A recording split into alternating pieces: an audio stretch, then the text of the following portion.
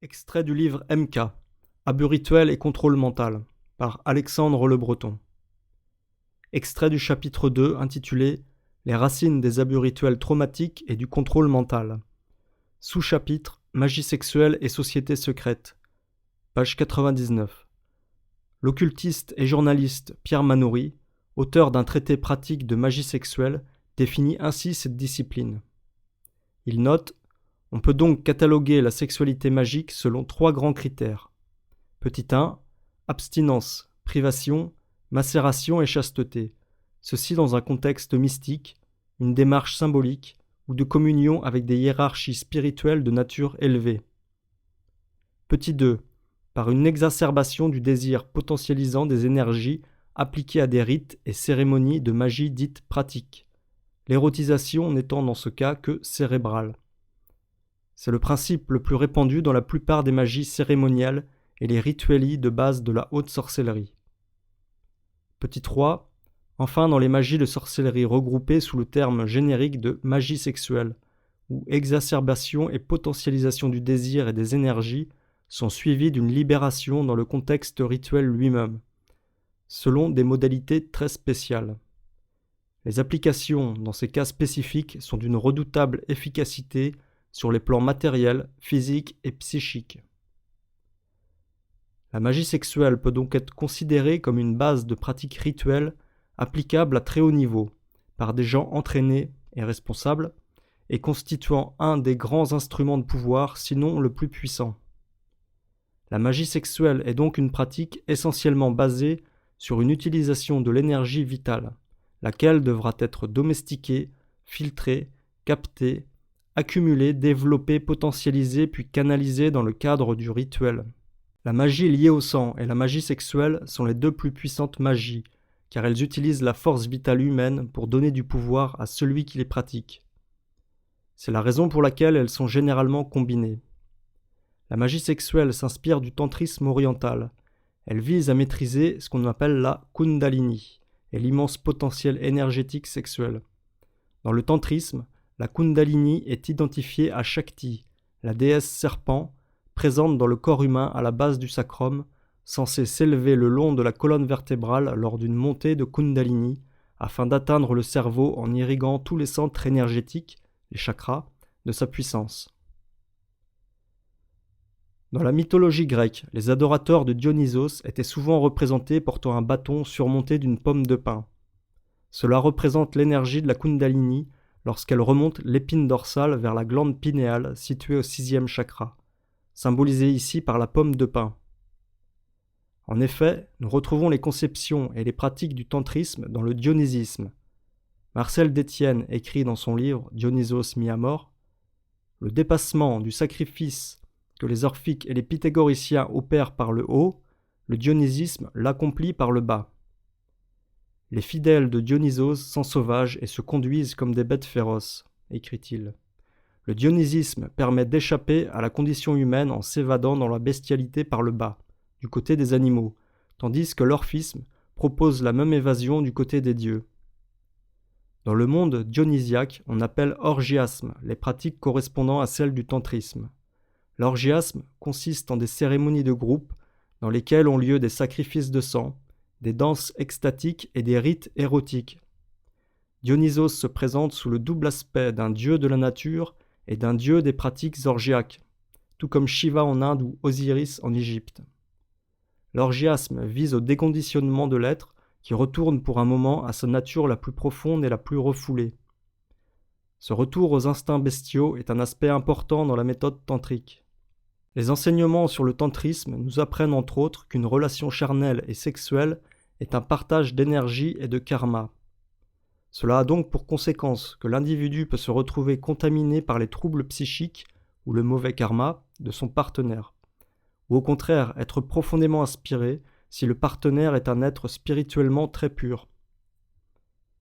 Dans les pratiques tantriques, c'est l'organe sexuel d'une très jeune femme qui est vénéré.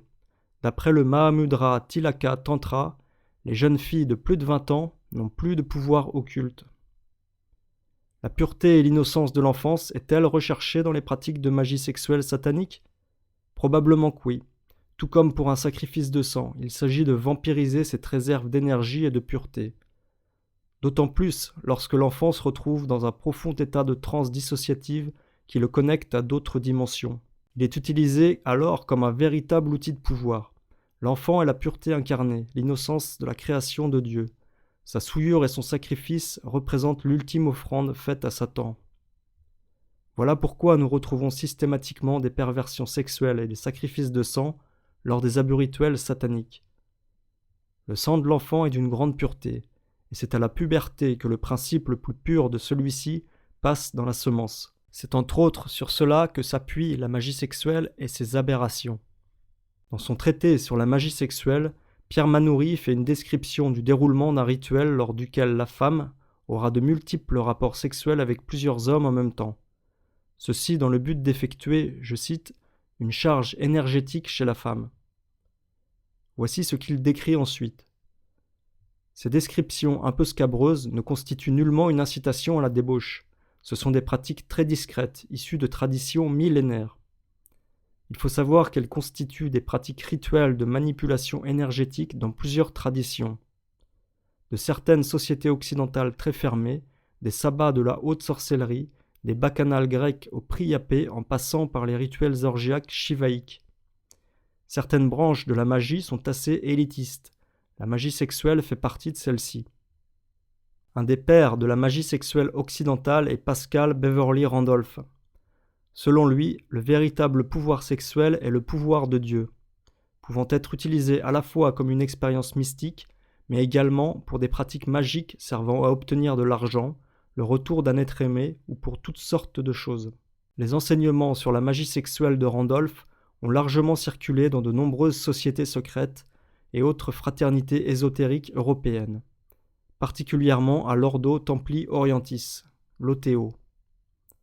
Randolph, en plus d'avoir été un médium, avait fondé un ordre religieux consacré à la régénération spirituelle de l'humanité, nommé la Fraternité de Lys, officiellement fondée en 1874. Randolph déclara que sa nouvelle secte prenait racine dans les mystères d'Éleusis, une des nombreuses anciennes religions grecques antiques.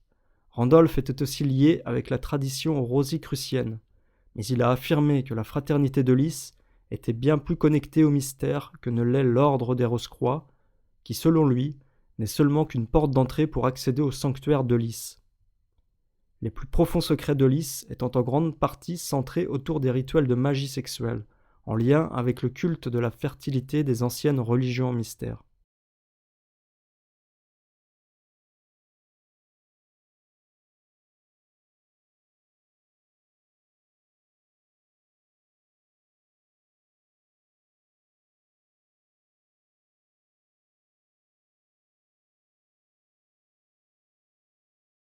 Alors les idées de Randolph dans la fraternité d'Ulysse furent reprises par un industriel allemand, Karl Kellner, qui fonda en 1902 l'Ordo Templi Orientis, comprenant une initiation à la magie sexuelle. En effet, ce sont ce que René Guénon appelait des organisations initiatiques, qui faisaient la distinction avec les sectes qui sont des corpuscules hérétiques. Ce sont les organisations initiatiques qui se sont préoccupées d'enseigner la magie sexuelle. Kellner est mort avant de pouvoir mettre au point son organisation, mais il a eu pour successeur Theodor Reuss, qui était un homme très très curieux, agent secret de la Prusse, journaliste, personnalité très complexe, et qui a fait de l'Ordo Templi Orientis une véritable école où on enseignait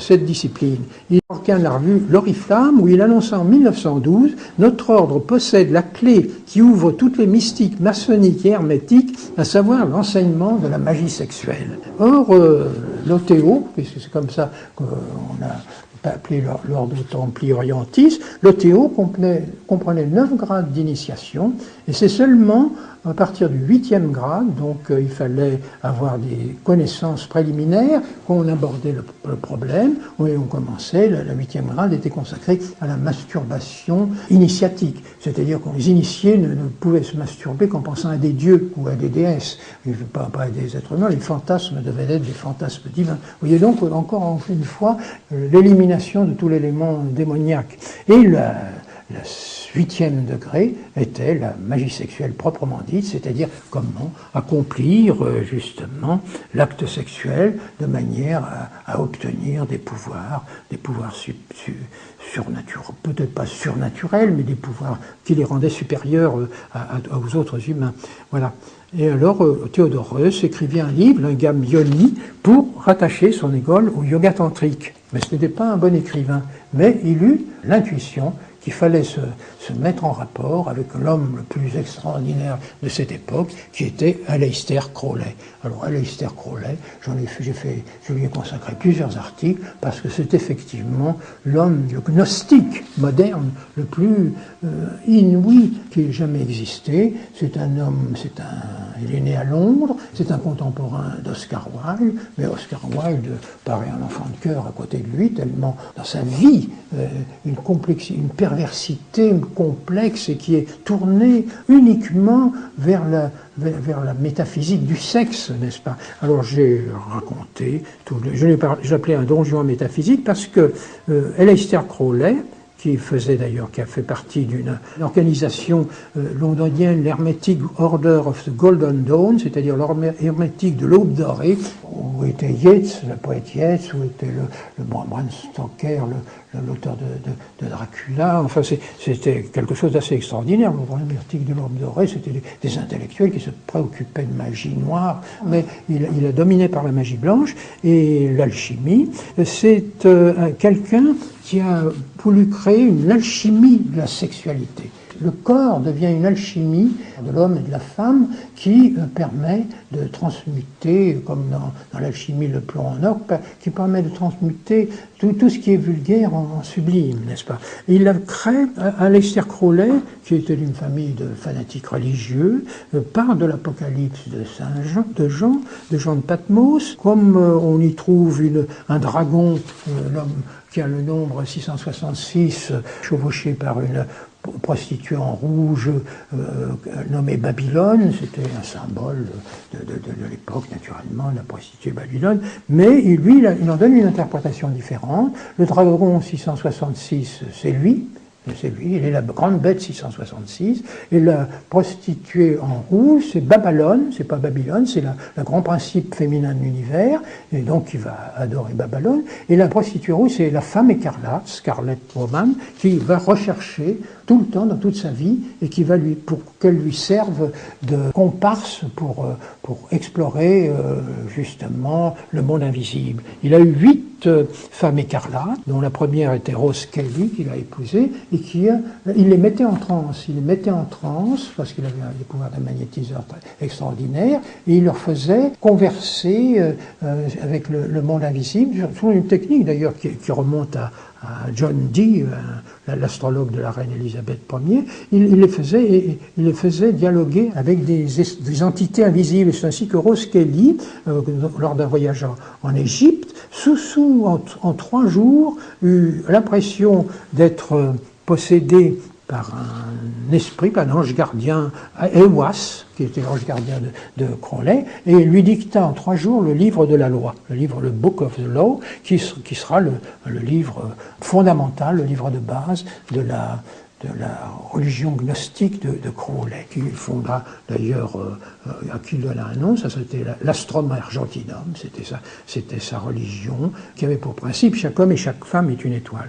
Mais alors, ce qu'il y a d'extraordinaire, c'est que la magie sexuelle de Crowley devient opératoire. Il tient un journal de ses opus, de ce qu'il appelle ses opus. Un journal qui s'appelle Rex de Arte Regia, parce que ce genre de sexualité, c'est l'art royal des adeptes, c'est l'art royal des lycéens. Le journal que j'ai lu, qui a été publié, qui est publié en anglais, qui est absolument extraordinaire, hallucinant, par les rituels qu'il fait, chaque rituel qui se passe l'après-midi ou le soir, et qui se fait soit avec une prostituée, soit avec une femme du monde qui se prête à ça, soit avec une artiste qui l'a séduite, etc. Chaque opus se fait avec une intention, comme Charles de Randolph, en formant un vœu.